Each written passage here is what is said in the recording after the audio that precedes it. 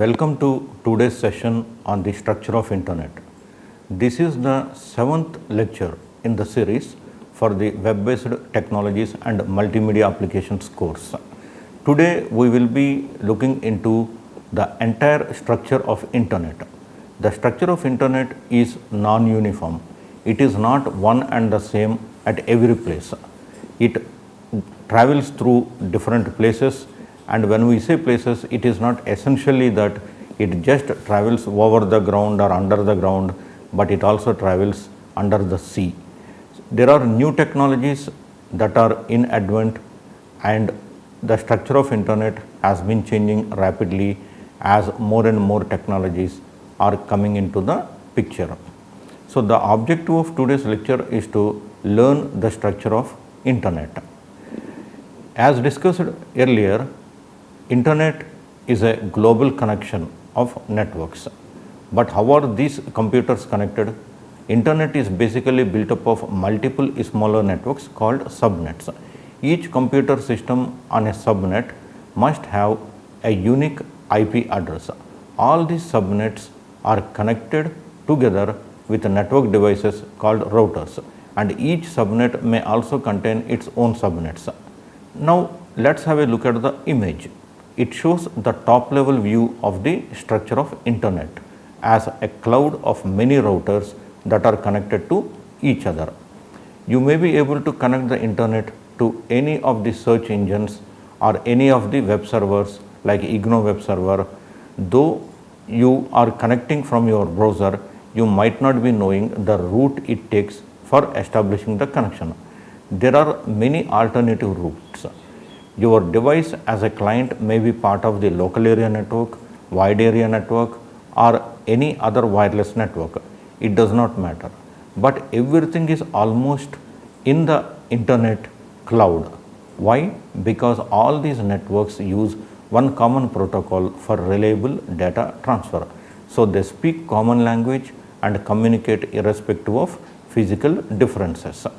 The image shows the structure of Internet, wherein you can see clients on the local area network connected to Internet through router and web server connected to Internet through router. The basic communication protocol on Internet is the TCP/IP, which we discussed in depth in one of our earlier presentations. In short, this is called TCP/IP. This protocol ensures reliable delivery of information from one source identified by a unique IP address to a destination also identified by a unique IP address. Please note that the source and destination computers may either be local or remote computers depending on the destination location. But then what are these IP addresses? We discussed about IP addresses also earlier, but then we will discuss it a bit more now. Of course, we will answer this particular question a bit later, but to connect to a physical network, all devices irrespective of wide or wireless use an interface card called NIC. NIC stands for Network Interface Card. An interface card may have its own unique physical address. However, you cannot locate a device just by its unique physical address, as these addresses do not provide any indication about the location of the device. Thus, you require a protocol that uniquely identifies a device on the Internet. TCP and IP are the two core protocols of the Internet protocol suite. The TCP primarily provides the reliable delivery of stream of bytes from a computer or a program to another computer or a program. It breaks the data stream into packets at the source and makes sure that all the packets are assembled orderly at the destination. The IP protocol, on the other hand, identifies the location of source and the destination. Any computer on Internet is identified by its unique IP address. Two standard versions of Internet protocol are available. Internet protocol version 4 is one among them, which in short we call IPv4. An IPv4 address is a 32-bit address. Now let's have a look at the image. Here 192.168.1.97 is an IP address. IPv4 address is a series of 4 numbers separated by dots. The 4 numbers range between 0 and 255. So, IPv4 address takes only 4 bytes of a computer memory. It means that in total an IP address under IPv4 takes 32 bits. Not all the IPv4 addresses may be used to identify a computer. Some addresses of IPv4 are not used at all due to certain restrictions. In addition, some addresses are reserved. For example, the IP address 255.255.255.255 is used for broadcasts. Every device, computer, printer or peripheral connected to a TCP IP network must have its own IP address. Each 32-bit IP address consists of 2 components, net ID and device ID. Net ID means network identifier ID. It identifies one of the networks that is part of the internet. Device ID, it identifies a specific device within the identified net ID. Every time when a computer is connected to network, it may acquire a unique dynamic IP address or a static IP address. A net ID may be of 8 to 24 bits long. By using a subnet mask in combination with their own IP address, one can determine the destination address of the devices as remote or local. For example, consider the IP address 192.168.1.35 having 24 bits net ID. The remaining 8 bits of this address specifies the device ID. The subnet mask for this network should be 255.255.255.0. This subnet mask is used to identify the IP address of the network. The subnet mask is similar to an IP address. It is also a 4-byte field and can be represented using dot notation. In binary, it always consists of a series of ones followed by a sequence of zeros. The total number of bits are 32, but the number of ones and zeros determine the nature of the mask. By comparing any IP address with a given mask, one can split addresses into 2 parts, a network ID and a device ID. Let's have a look at the image. It shows the use of subnet mask. By comparing the source network ID with the IP address of the source and the network ID of the destination IP address, one can easily determine if the destination is within the same subnet. So, a web page request can be identified as a local page or a page from a remote server. As the number of users are increasing, IPv4 addresses will run short. In fact, they are already running short. Nowadays, one is getting IPv6 address but not an IPv4 address. So, a 64-bit Internet Protocol version 6, which in short can be called IPv6, was designed, which is at present actively being deployed on the Internet. Internet is one of the most incredible inventions created by the mankind.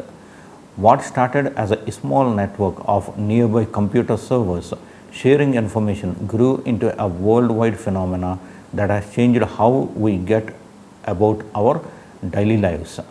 At this point in human history, Internet is the best medium to communicate. It has the capability to deliver data to a single device at very high speeds. Almost 4.57 billion people were active Internet users as on April 2020, which means that 59% of the global population were active Internet users. So, Internet has to be a robust, reliable and streamlined system to transfer data. Now, let us see how data moves through the Internet. Data is split into bits called packets. Each packet travels through the Internet via a series of checkpoints. Let's try to track the journey of data through Internet. Whenever data is transmitted through the Internet, that information can't just go somewhere. Instead, it has to be broken down, directed and reassembled. First, the data sent is broken into packets or small data files that travel roughly at 2/3 of the speed of the light. As you all know, the speed of the light is 3 into 10 power 8 meters per second. So it is traveling at least at 2/3 of the speed of the light. That is the traveling velocity of the transmission. So that data travels at very high speeds. That doesn't mean that data is transmitted that quickly, though. Bandwidth, traffic and other factors can increase latency. Bandwidth is how much data can move through a cable. Traffic is how many other data packages or data packets are traveling in a cable. Then router uses a transmission control protocol to direct packets to their destination. But there is one problem. TCP is not good at actually sending packets. It can write an address on an envelope, but it can't actually deliver the envelope. That's why modem uses IP, that is Internet Protocol, to send packets. In other words, if TCP and IP worked in an office building, TCP would sort the mail in the delivery room and IP would deliver it throughout the building. With these two protocols working together, packets can finally traverse the internet. One very important thing is that the packets, when they are sent, they are not going to take the same route. So if we track the route of one packet, it doesn't mean that all the packets are traveling in the same route. The thing is that at least 15 to 20 people were told that you reach a particular destination, that's it, and they were told to reach by a particular time, and how they travel, it hardly matters. So if you find one traveling by air, it doesn't mean that all the remaining 19 are also traveling by air. Each one can take their own route, and of course there can be 20 different routes for 20 people to reach the destination. However, there is a bit of difference in the way data is transmitted in the form of packets. Packets, when they reach the destination should know which is the first packet to be read and which is the second packet to be read. In short, I have to say that the order of the packets is very important. That is the reason why we have a protocol in place, and there will be a format for each packet, and each packet format will include the information about its particular place in the entire stream of packets that are received at the destination. In fact, a number of things happen while the packets are traveling from one point to another point. They go through different routers, they go through different gateways. Many protocols get applied so that no misinterpretation of the packet takes place, and ultimately they reach the destination and they are reassembled in such a way that whatever the sender's intention is or whatever the sender is sending, the same is received by the destination. So all these things are going to take place, and of course we find that once we send something, it's just received in no time. Of course, if one asks how much time it takes, you have to just tell only in few seconds, but sometimes even less than 2 seconds or even 1 second. But the thing is that number of things happen in that very little time. It's not that it disappeared here and appeared there. After the modem, packets go to the local internet service provider, which directs it to the long haul provider. Then packets go through the gateway and to a collection of enormous data exchange hubs. Then the packets go to the destination's long haul provider and the local internet service provider. So packets also move through the modem and router of the destination location before getting reassembled. Once reassembled, the information we sent finally arrives at the destination device, and our friend can see and read the message. Of course, that's not exactly the route that your data takes every time you use the internet. It's just one of the countless other possibilities. So the way you sent will be the way it is received. When we are sending it, whenever it reaches the internet service provider and whenever it is put on the long haul network, the same is happening in reverse when it is reaching the destination. that the long haul provider is putting it on your local ISP, who is ultimately passing it to the destination. The point is that no matter how quickly we can see information online, that data has a long way to go. The internet's DNS associates IP addresses with specific names. DNS stands for domain naming system. So whenever we are typing an address in the web browser, basically it is converted into the IP address.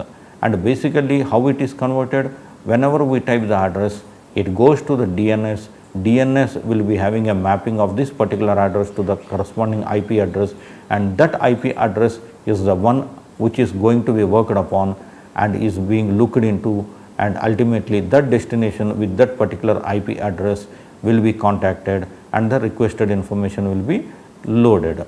It permits us to type URLs in browser without typing the IP address, but DNS needs its own infrastructure to function. It can't just exist because we want to see domain names. As a result, domain naming system has hundreds of different servers that empower the world's domains. These servers are unevenly split into zonal authorities that serve global, local, IPv4 and IPv6 traffic. Global traffic is for requests that require data from a long distance.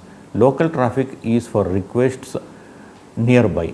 Servers that use IPv4 serve current generation websites that were registered before the emergence of IPv6. IPv6 is the next generation of website IP addresses that allow for more numerical combinations and as a result more websites. IPv6 was built exclusively to serve the growing number of websites on the internet. All of these servers need to connect in order for the internet to function, and since Earth is mostly water, more than 500,000 miles of cable was laid throughout the world's oceans. These cables are massive and they are responsible for international data transmissions. There are undersea cables which help connect to internet. These cables have fiber optics inside that are responsible for transmitting actual data. But the fibers only make up a fraction of the thickness of a submarine communication cable. The rest of the cables are made of protective materials. The undersea cables are wrapped up in several layers of protective materials to avoid degradation, higher pressure and other living beings such as sharks and other animals that may damage the cable. Then we have IEPs. They are internet exchange points. IEPs are massive data hubs that process and direct packets of information. At any given second, they are moving gigabits of data, shooting it around the world with pinpoint precision. Now let us see some projects details, and these projects are trying their best to reach those areas which are not covered by internet. And also there are several projects in the world whose aim is to provide internet access during those times when you can't get due to some natural calamities such as a tsunami or such as an earthquake and other incidents. So it is not that there are mobile towers that we are able to see when we are standing, and these mobile towers can also be made portable. We have several projects where the mobile towers are portable, and wherever there is a need for internet access, the towers are moved to that place. Of course, it is very much easy to move from one place to another place, as of the distances are not important. But at the same time, when one needs to do the same at the time of natural calamities, then it's very difficult because you don't have a route which can be used to take the towers. Of course, one is Google's Project Loon. Now I will be briefly discussing about this Project Loon, which is very much interesting. What I think is that in case you get any idea how much wild it may be, you need to think about its implementation, because whatever is happening now have born from the wild ideas. Otherwise, never people imagined that they can call a person from anywhere, anytime, and they can also access internet from anywhere, anytime. Of course, when I said anywhere in the case of internet access, yes, in case you have a mobile network operator, you can use your mobile data connection.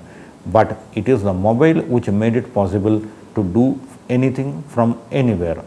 So the idea may be wild, but now it's completely sold out, and now things are coming over the internet which are very, very much wilder, and there are people who are making these wild dreams a reality. Now let us see what is this Google's project Loon. Billions of people around the world are still without internet access.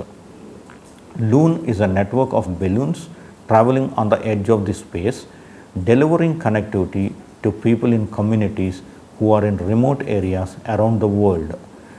Loon partners with mobile network operators globally to expand the reach of their LTE service.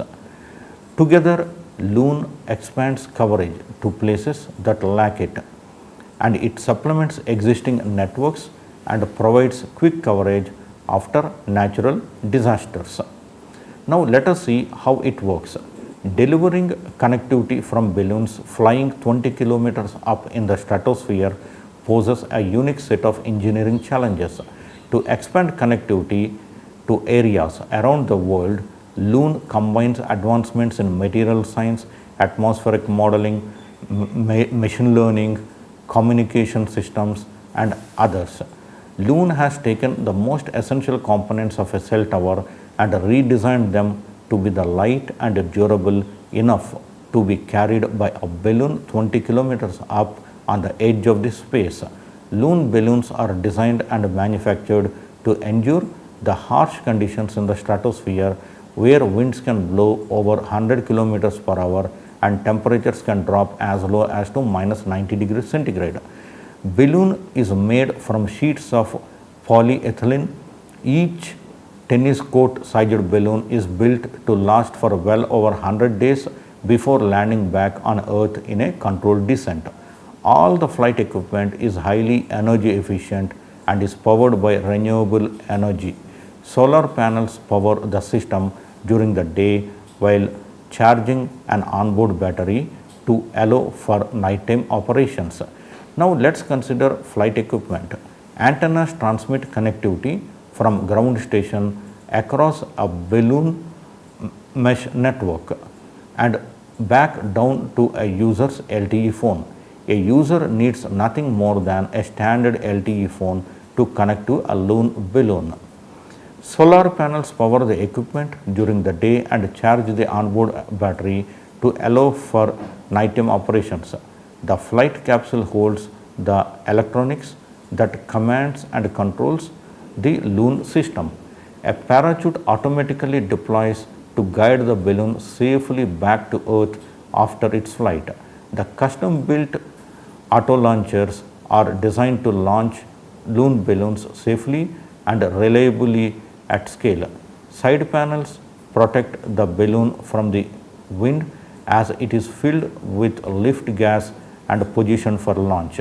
The crane is used to smoothly release the Loon balloon up to the stratosphere. In fact, it takes it into the stratosphere.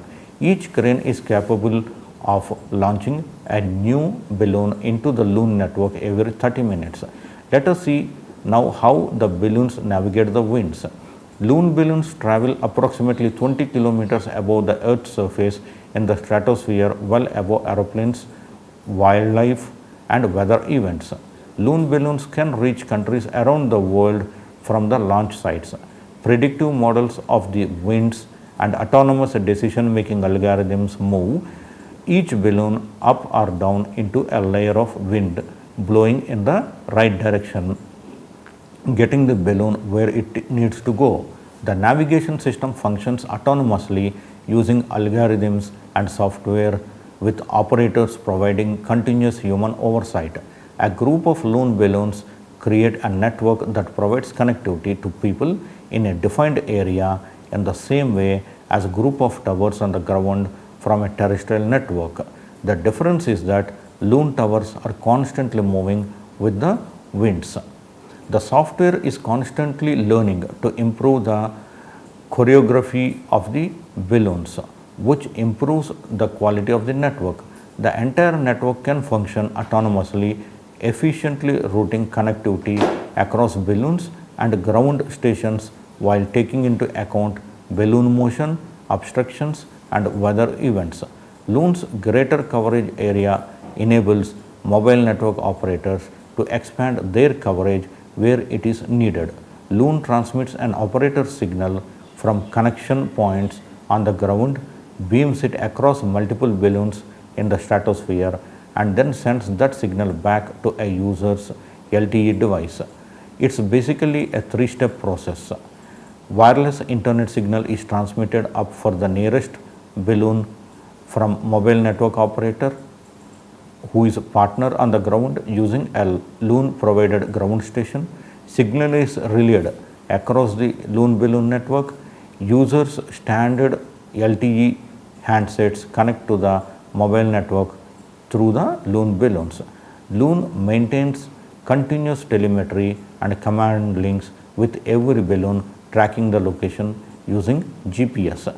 There are also other projects from Facebook and others who are constantly working towards the projects which will lead to internet access for people who doesn't have. Facebook's Aquila drones program, SpaceX satellites program, OneWeb's satellites program are similar and they are working in the similar areas. Of course, when I say similar, it doesn't mean that they are perfect. They are different, but their ambition is to provide internet access to those people who are deprived of it. So thank you very much for joining me in today's session. In case you have doubts or any questions, please feel free to mail me on pvsuresh@ignou.ac.in. Thank you very much.